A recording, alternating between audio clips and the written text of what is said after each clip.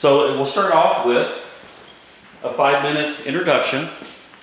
Tell us about yourself, your office you're running for, anything you want us to know, and then we'll ask a few questions. Go ahead. Okay.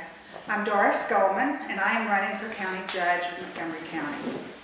I'm a wife, I'm a mother of 4 boys, and the proud grandmother of a precious grandson. I'm a businesswoman. I have owned and operated several businesses over the course of years.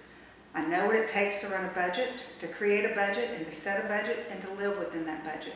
I know what it takes to run a household. I've had to meet payroll. I know what it's like. I know that taxes affect us. I was the executive director of the Montgomery County Food Bank for 9 years. I did that. When I started, it was a very small nonprofit. We leased a building. There was 2 of us that started part-time. When I left there after 9 years, we were the 11th largest food bank in the state of Texas. We grew substantially. So I know what growth does and how to work with the growth. Our overhead was 3% to 4% annually, which is phenomenal in a nonprofit. Yeah, it is. It's true. And we had no debt when I left, and we were looking at a new building. We had already bought 1 building. We were looking at another building when I left. We had, like I said, no debt, and almost $1 million in the bank reserved for future growth. That is the type of philosophy and leadership that I will take to Commissioner's Court. I am currently working, I can't see it. I forgot to start it. Go ahead, just go. Currently, I am the Chief of Staff for Judge Sadler. And I've been there, it will be 2 years when I will take office. But when I first got there, I was surprised. I was shocked at how things were being done. It was always done when I met people and talked to them and asked them questions. It was, well, this is why we did it. We did it. That's the way we always do it. And business as usual is not going to cut it. With the growth that we have, it is time that we cut our taxes, and I'm the person that can do that. Some of the things that I've seen, we do tax abatements for big businesses that come into town. We do developer giveaways. I think we need some policies and guidelines for that. But first and foremost, I believe that we should be giving some tax cuts to our taxpayers. Because with this growth that we have, there's no reason that we should not be reducing our taxes. Okay, thank you. Now, of course, as county judge, you'll be very close to what a CEO does. Yes, sir. And of course, none of your opponents have any experience as a CEO either, but nevertheless, for someone voting, I think for county judge that's aware of what a county judge does, and hopefully from this they'll know, they'll be wanting to know there's someone they can trust that understands how to manage budgets. Basically, county commissioner doesn't go out and dig ditches and make roads. No. They're the ones responsible for the contracts, making sure everything gets paid on time, making sure the taxes are spent hopefully wisely and without any fraud and that sort of thing. And we've had an issue with fraud in our county. Yes, sir. So my question is, you mentioned your work at the food bank and the growth that you had, the stellar growth you had there. Tell us about your more specifics on your background that will help the voter understand that you're ready to be the CEO of Montgomery County. I have operated and owned small businesses. The budget that I oversaw at the food bank was a $10 million budget. It's just, there are some zero differences in that budget between the $10 million there and the $270 million that we have at the county level. But all in all, it's the same. I beg to differ with you on my experiences as a CEO. Sure. Titles are titles.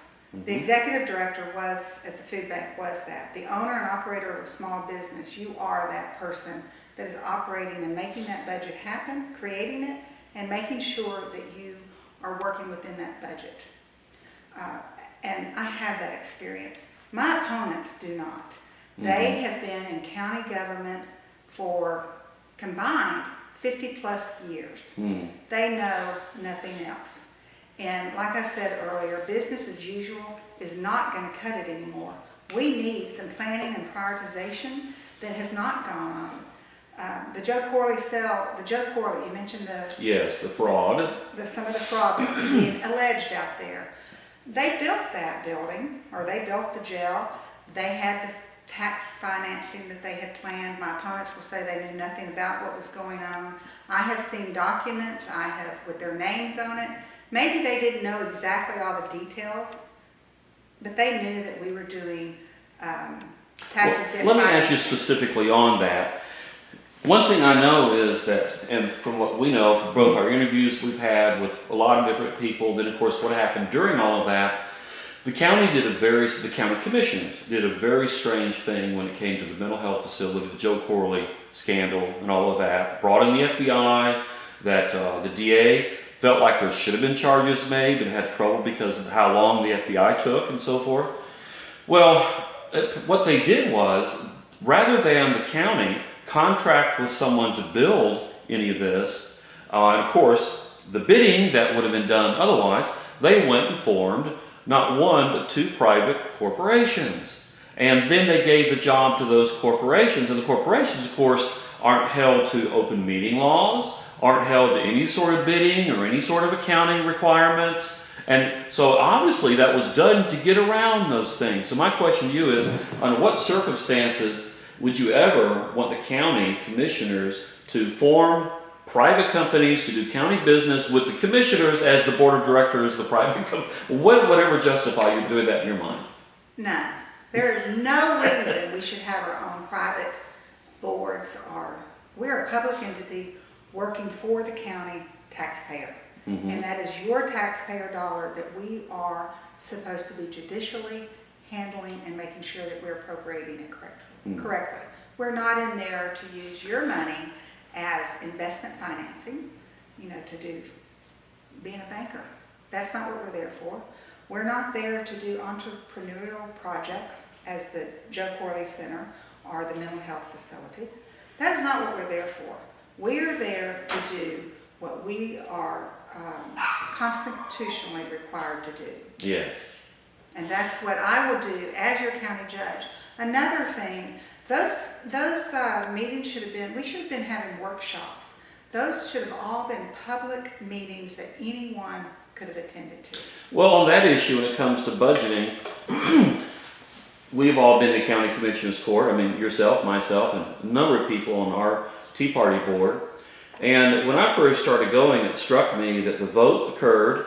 There's no discussion to speak of that would explain why any of them were going to vote a particular way. And what I found out was, well, they had discussion, just not with each other where the budget's concerned. The department heads meet separately with the different commissioners, so there's no open meeting requirements. So my question is, why can't that be opened up? Like you mentioned, having a seminar. And of course, tell us how the budgeting's done now and what you're going to do to change it as county judge. Well, good or bad? Historically, this is what is happening now.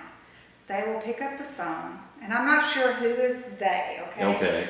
But a phone call was made to our tax assessor to find out. J.R. Moore? J.R. Moore. Sure, okay. That's our tax assessor now. And he has been for many, many years. A phone call was made to him to find out how much is going to be the assessed value collected, which means how much the taxpayers are going to be sending in to the county. The money to spend. Whatever the money is. In addition to the fees collected that we've collected, the various avenues. For the sheriff's department and all of that. Okay. Any fees that are collected that we will add to the assessed values, and that amount of money is what the budget is set to. So this year it was $279 million and some odd dollars. So you're saying first they look at how much money do we have to spend before they look at how much money should we or do we need to spend? Yes. How are you going to change that? Or will you change that? Absolutely. First of all, we don't do that in our home. We don't do it in our businesses. And we surely can't do it in our county. There is no business, $250 million business or more, less, that does their budgeting that way. We need to find out exactly what our departments need to run their department and not spend a penny more. We need to do some efficiency looking. I will go down and work with these departments to make sure they have what they need, but we're not excessively spending and having an overabundance. There's many things that we could do. We could have a central printer in some departments instead of everybody having a printer of their own. I mean, those are little things. We're using archaic systems in the county. We need to. Well, how archaic are they? We still have typewriters there. Okay. Understand our finance system. The accounting system is DOS based or something? DOS based, yes. And very convoluted. You cannot find out. I mean, it's hard to track a dollar. It is extremely hard to track it. So, as county judge, I will lead us to bring us up to speed, technology-wise, to make sure that we have the adequate money to run our departments. But our first priority should be to our public safety and to our infrastructure, our roads and bridges. And right now, those are, until last year, I did make the suggestion that they move the sheriff's office up, and they did. Those were the last two items on the budget. And those are our two most important things that we have. The two being, say again, what would be the two most important services? The two most important services that I believe that we have is our public safety, which affects all of our quality of life, and our infrastructure, which includes our roads and bridges. Now, I'm going to ask you this question. This is just a hypothetical. Let's say there is $5 million to spend on one of two projects, but only one, of course, can be funded. There's no splitting of the money or anything like that. All right. One is the sheriff says he needs $5 million in order to staff a new project task force dealing with an increase in cartel crime. No, we're saying something new. Like we've had an increase in local cartel crime because of our location to Mexico and so forth. Then the constable's office, one of them, doesn't matter which one, says that, well, we need $5 million in order to staff a task force to prevent child sex predators online. So which would you fund, why or why not? I would fund, after doing the planning and prioritizing and working and asking questions and bringing them in for a workshop to see so that we will be totally informed. My first priority will be to the sheriff's office. And why is that? Because they are responsible for the crime. They are ultimately responsible for the child predators, and they should be overseeing that first. Okay, all right. Now, recently, there has been, of course, the issue, well, there's the deal that was spun with the two office buildings that ExxonMobil is going to have. Not the one that it's building just south of Montgomery County, but this is actually in Montgomery County. One office building is leased fully by ExxonMobil. It's being built. The other's half leased. So the county commissioners decided, well, we'll give the developer, no, not ExxonMobil, they're just leasing, but they're going to give the developer an abatement of those properties for 10 years, fully abated on the first building and half of the value on the second building. Then there was the Camp Strake deal where the county threw in $20 million, and we won't get in the weeds on that one. It wasn't just abatements, it's more like a credit issue, but it's county money, tax dollars. $20 million, the city of Conroe's throwing in $20 million, and oh no, that would never have happened unless the county and the city threw in this money. So my question is, when we know ExxonMobil's moving up here, and we know they need the office space, is it really plausible to say that if the county hadn't given those tax abatements, what, ExxonMobil's going to move back down to Houston? When do we want to do tax abatements? When are they ever justified? And when are they not justified? First of all, if we're planning and prioritizing and allocating our tax dollars appropriately and without overspending, we have a debt problem. I mean, it's obvious that we have a debt problem. We have How much is that now? Do you know? It's over $500 million. Okay. And plus, with all the interest and everything. So we're when the do we do the second abatements? highest. We're the second highest county debt in the state of Texas, which is we're fat and happy. Right. So when do you do abatements and when On don't you? abatements, first of all, if we had a lower tax rate, they would come, and everybody would share in that lower tax rate. We should not be giving, picking and choosing who the winners are. That's what we're doing with the developer giveaways, which was Camp Straight type thing. Creative financing. We are not a bank, as I mentioned earlier, and we're behind on looking at our tax abatement policy. We have not changed it in I don't know how many years. And that is something that should have been done. If we're going to give tax abatements, then we need to stay up to speed as to where we are in our county with the monies that we're receiving and what we can offer. We're behind in all that. So I personally believe that we should not need to offer tax abatements.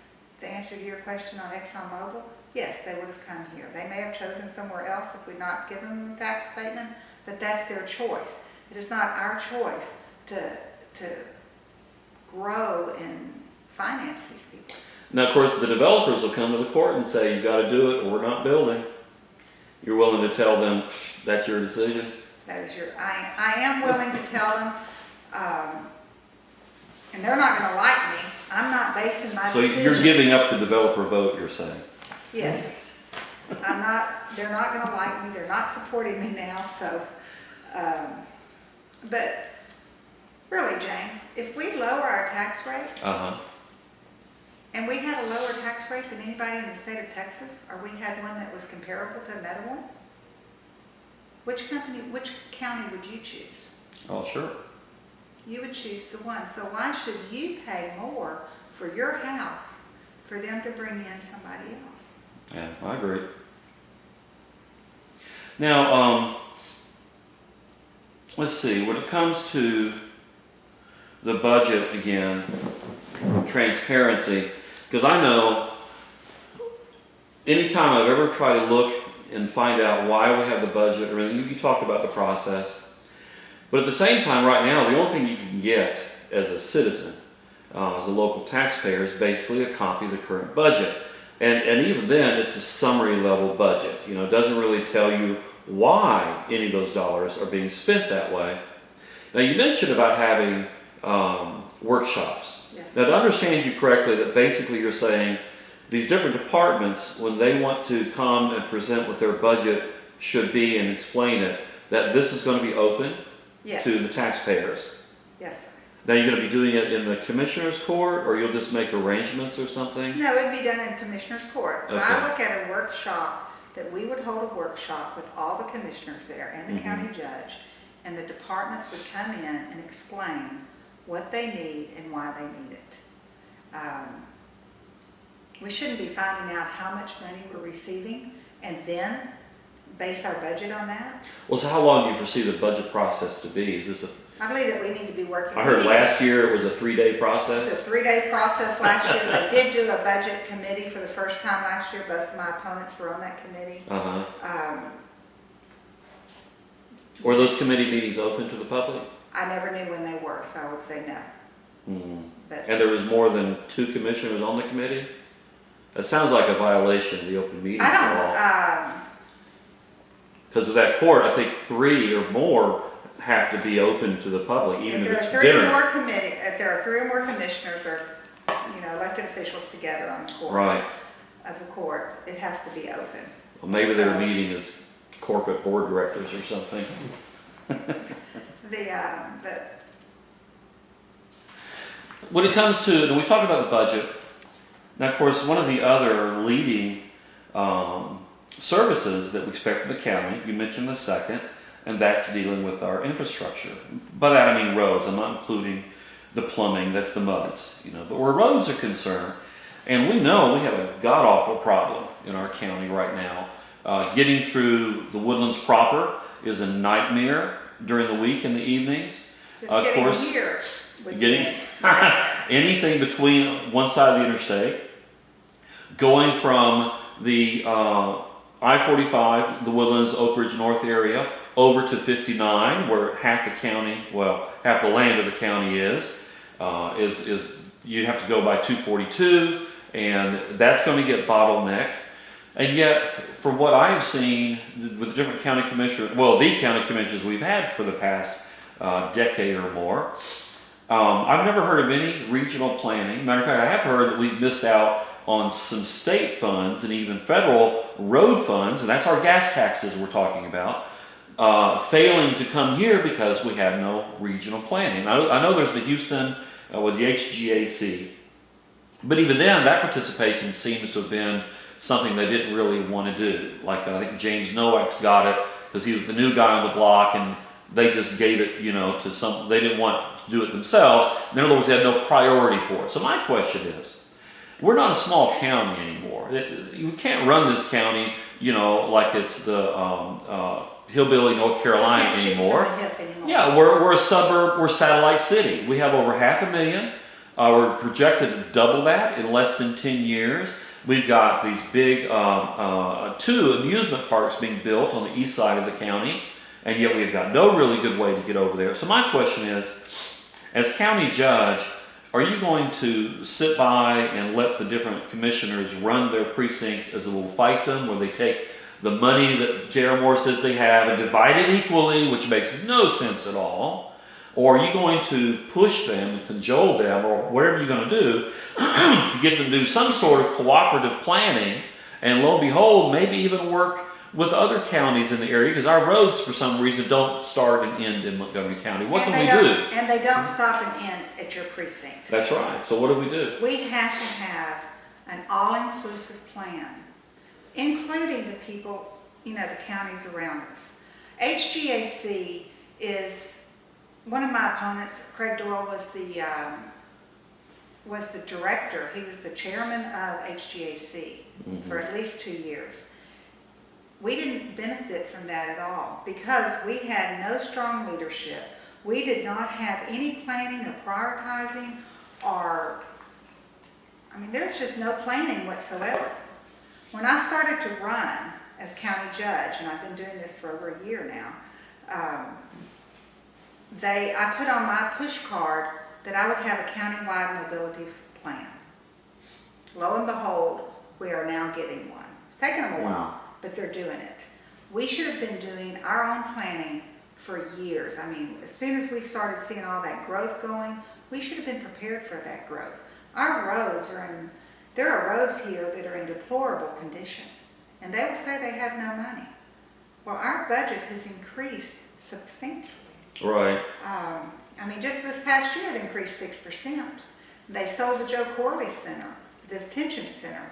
They made $22 million profit. Well, that money was supposed to go to pay for the jail, and yet, from my understanding, none of it went to pay for the jail. Expansion of the sheriff's jail, county jail. Right. Now they're looking at building another jail. They've got a jail committee. And it's prepaid, right? That leftover money is for that. It was supposed to be $22 million for that, but they used it for various things, and I'll be glad to talk to you about that. But I believe they have $13 million reserved now for the jail, the new jail expansion, or a new jail if that's what we need. Well, when it comes to money like that for the jail, or not for jail, for the roads, remember we had a bond issue here for $200 million that the commissioners wanted us to pass. And the Tea Party stood up and said, no, you don't even know what you're going to spend that money on. I think only one commissioner even had any idea what to spend it on. The others said, we just want the money. And so it got voted down, thankfully. So my question, and then because advocates were out there making sure that the taxpayer knows that the commissioners or the court did not know where that money was going to go. They just wanted it. Okay? Right. As your county judge, I will be your advocate for the taxpayers, that they know what's going on, that I will bring the commissioners, north, south, east, and west together, that we are forming, making plans for the future of our county together as a cohesive unit. Our money is for the entire county. It's not for, like you said, dividing it up so that they're not even held accountable for how they spend their money. If they want a big piece of equipment, they get it. If they want to fund somebody's department with extra employees, they do it. That is not what their budget is for. We have a budget that we plan for annually to form our tax rate, and that's what our budget is for. So if they have money that is allocated to them for a specific use, that is what it needs to be used for.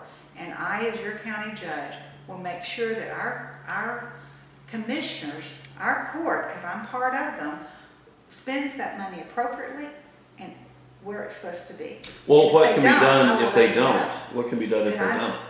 Then we stand up, I stand up, and I tell you, the public, what's going on. I make sure that we vote that we don't do that. We bring that money in, the road and bridge funds, it comes in, maybe we come into a collective unit, so that as we've made that mobility plan, that countywide mobility plan, and we brought in the region, we are prepared to take that money and use it as a match with TxDOT if it's available through HGAC, and we can increase the value of our money because we've had a 90-10 match. If it's 50-50 or even 60-40, we're getting more bang for our dollar instead of putting it all on the backs of the taxpayers.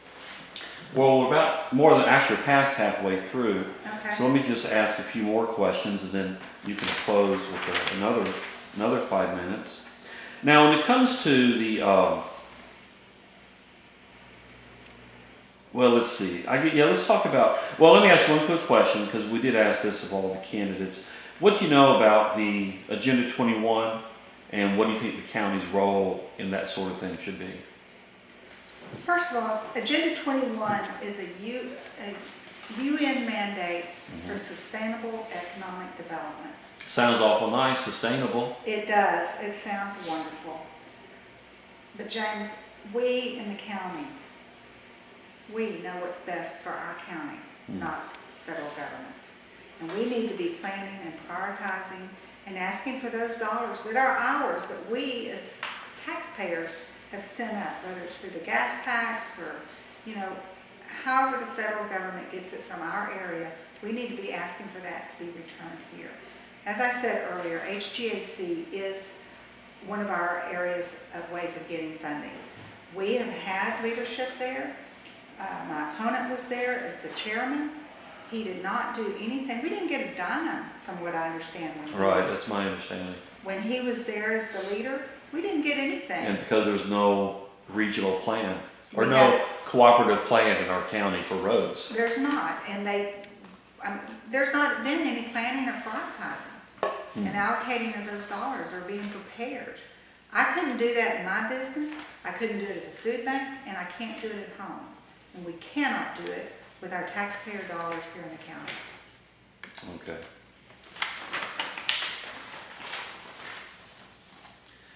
Now, where the roads are concerned, one thing that we've noticed is your current county commissioners feel like they have to spend a lot of money owning large pieces of equipment that they use, certainly not full time. They'll argue, well, we need it, we use it most of the year or whatever. Well, 6 months would be most of the year. So when you look at that, they don't own a concrete company. They don't own an asphalt company. So why do they feel like they have to basically have a vertical arrangement? By vertical, I mean from the bottom to the top of road building. When the state doesn't do that, they contract out highways being built, and there's plenty of companies out there that build roads and already have the equipment. And whereas we have county commissioners with equipment sitting around, not being used, they're not even basically making sure it's used all around the counties. A commissioner might have to call and say, well, mine's broken, can I use yours? Sure, they'll allow that if they're not using it. Right. My point is, why do we as taxpayers have to fund having these very expensive pieces of equipment when all they have to do is contract it out, or at least do a study, offer it, and see if it doesn't come out more economical? Because I guarantee you, a company that builds roads, they're going to keep their equipment in operation. they're going to get every dime out of those big pieces of Absolutely. equipment. The county doesn't because they don't have a profit motive. They paid for it, and now they're going to come back and say, "Oh, we need the money to fix this." Why do we have to, have that done the way it's being done right now? Our commissioners have not asked for it, and our Department of Infrastructure has not done it, okay, on their own. We need to do a cost analysis on how we're doing and conducting our road maintenance schedules. Our roads, there's a lifespan on our roads. Yeah. And 20 to 30 Well, and if we years? mess up, if the county commissioners mess up, there's no contract violation there because there's no contract. Whereas if a private company does it, guess what? They have to come fix it for free or whatever you provide in the contract. Correct. So I don't see why the county doesn't go out and build the jail facility. They're supposed to bid it out, but they contract it out. Why can't we do that with roads? I'll just throw it all in there together. Sure.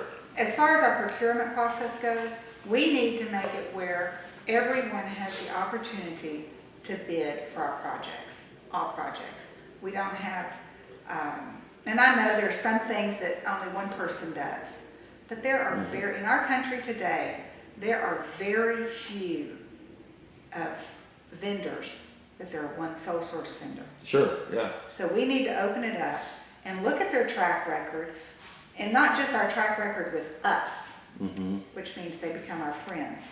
We need to look at their track records in other counties where they've done other work for other companies, and take the best bid for the job that we're requesting for.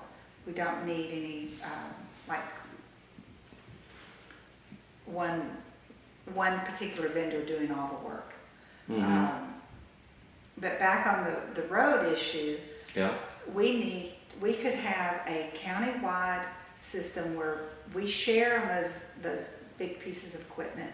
After we've done that cost analysis, we know if it's better for us to own the equipment, either individually per precinct, or if we have one collective site for that, so that we can share. I need the bulldozer. I'm not a road builder, obviously, but we need a maintainer today, and tomorrow the other side of the precinct needs it. They can work together to save money. That's what we do, like you said, in our other businesses at home. We do that, and we need to be doing it here. And it takes a strong leader to do that and bring the court cohesively together. Will it be a tough fight? Yes. But we have the opportunity to put 3 new people on this. That's right, we sure do. And we can either keep the same old people that have been in office for years, or their friends, and keep things the same. Or we can bring in new blood, fresh ideas, and fresh eyes to oversee what we have going on and make those changes. One last question I'll ask you, and that deals with back to what happened in the Joe Corley facility and all of that. And not only that, but I do know that some county commissioners have businesses on the side. And that businesses on the side, whereas they didn't get a contract directly with the county, did get business with companies that did have contracts directly with the county. Now in Texas, believe it or not, none of that's illegal. But at the same time, there's nothing stopping the Commissioner's Court from adopting a code of ethics. And basically that means you have to have an ethics committee. And I wouldn't recommend it be with the county commissioners, that's redundant. But form it somehow. What can you do to bring to our county a code of ethics that's completely absent at the moment? Just last year, the DA, Brett Ligon, told in open court that they need to work on their ethics, that they were borderline breaking them. Well, and he said they were breaking the law, it's just statute of limitations that protected it. Right, but I'm He was talking very clear about on that. ongoing. Yeah, ongoing, he did, you're Ongoing. right, that is what he said. So how do we do that? Have they developed an ethics committee? No, I haven't heard No, they anything have going on not. there. It was dropped the minute Brett left the door. Right. Okay? I would see to it that we have it. It would involve citizens. It doesn't need to involve me. Mm-hmm. One of the things that we could do is put on our website a place that people can anonymously call in and report. We would have to investigate it and see that if it's valid or if it's not. And Well, why it's can't not a just on taxpayer us. file a formal ethics complaint? Oh, First, they you have to have can. an ethics code, Yes, you have to have that. and then a ethics code committee about- that rules if it's been violated or not, And of course, I would think that would go to the county judge, and the judge would have to take it before the commissioner's court. But the county judge, who else but the county judge can be the proponent for ethics violations? Not just news, but even, I don't know, you have to think of some sort of penalty, even to the point the commissioner would have to agree to resign based on the breaking it, yes. And the I ethics have violations. no problem with that. I think it would be a good idea. But you have to have a format, Mm-hmm. because I'm going to be an involved county judge. I will be I'm there to run the operation, to be the CEO of the company, to Right. know what my people are doing. The commissioners are responsible for their precincts. I will bring us in as a cohesive unit so that we're working together for the betterment of the entire county, not one area. Well, see, I think the commissioners, I know they're elected by precinct, but at the same time, they're responsible for the whole county. They're responsible for that budget. They don't vote on 4 budgets, right? They vote on one one budget. budget. So they really should be representing the whole county. Sure, they're going to make, their voters should have access to them. But I'm saying their thinking needs to be countywide. This is a county Right? yes, and I Okay. agree with that. But we have to have an avenue for the citizens to be able to Sure. report if they see an ethics violation. Right now, who do they report it to? It can go to the DA, it can go to the county Paper. judge, it can go anywhere. Yeah. And there's no follow-up. If it comes to me, I hate to use me as an example, but let's just say it came to me and I did nothing about it. What happens? If you Okay, put it right. to a committee that is comprised of citizens and county employees, I mean, people that are in a respected position that has to, that they can take it and then they can check it out. I'd say nobody with any vested interest, Well, that's, other than obviously a taxpayer's interest, but well, they can't, but you've got to have somebody from the county where they can be in there. Now, who that person is, I don't know. It could be the DA, but he also has to be held accountable. sure. Okay, every one of us has to be held accountable. Right, but that wouldn't be the purview of the commissioners though, right, for the DA, in terms of ethics violations, right? That'd be like the Bar Association or No. the state attorney Well, general. you maybe. mean on the DA? Yeah. The DA Probably, but system. if I know that he's doing something wrong, I'm sorry, but Well, sure, I'm talking yeah. about you, it is my responsibility. And that goes back to the Joe Corley Center, Yeah. detention center. If they knew what was going on and they did nothing until it was safe to say something, they are guilty. Sure. Now, and if they knew it, or if they didn't know it and they were asleep behind the wheel, not Well, paying they attention. were all on the board of the corporation that did this business, so I don't know how any of them would not know, because they had to prove it all. They had But to prove it all. so are you going to push for there first to be an ethics code? Because you can't have an ethics We have to violation. have an ethics, we Okay. definitely need an ethics code. We need a committee to ensure that it's being watched and paid Yeah. attention to. We need a reporting place for the average citizen, because who's gonna see what we're doing is people out there. The second people that are gonna see what's going on is in our offices, True. okay? They have to have some safety. It's kind of like the crime prevention, what is it called?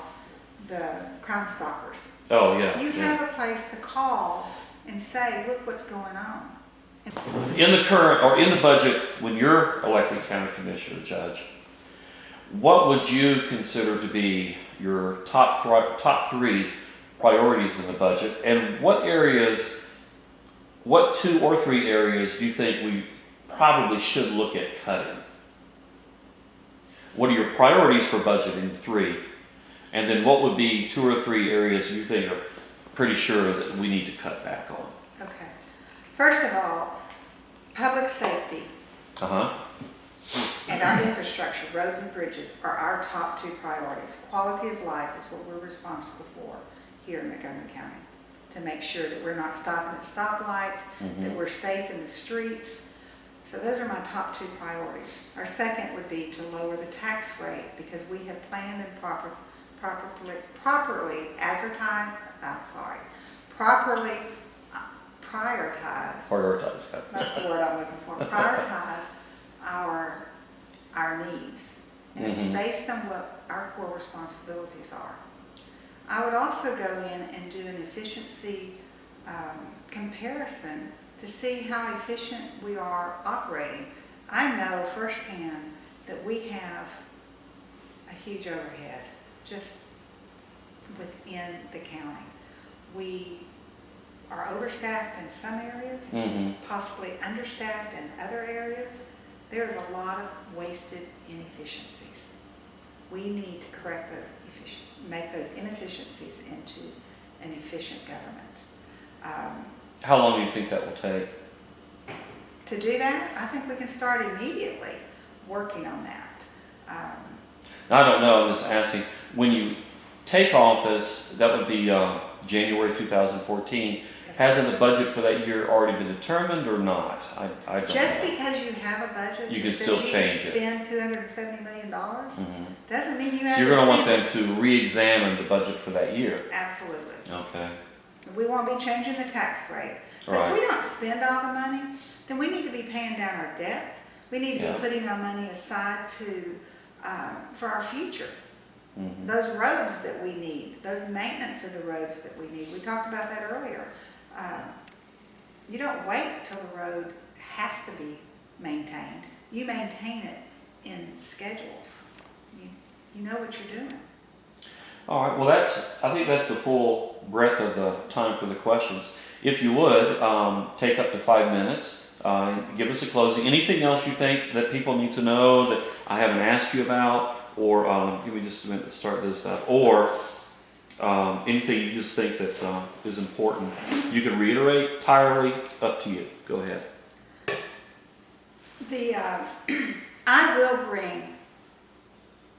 I will bring ethical and moral and financial, fiscal responsibility to our county government, to the Commissioners Court. We've talked about several things here, James. The Joe Corley Center, the misappropriation of funds, the questions, the allegations. I will make sure, as the county judge, that you as a taxpayer, our county is open and transparent and easily accessible.